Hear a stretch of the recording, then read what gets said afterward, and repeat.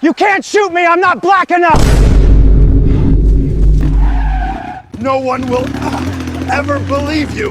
Holy God! Met this guy 5 minutes ago, and honestly, I'd die for him.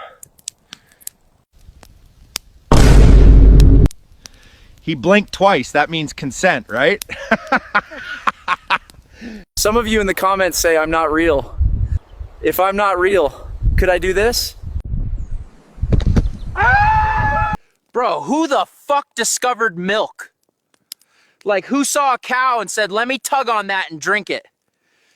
Think about the first guy who saw a potato, dirty ass rock coming out the ground. He probably stared at it like, fuck it, let's cook this dirt nugget and pray I don't die.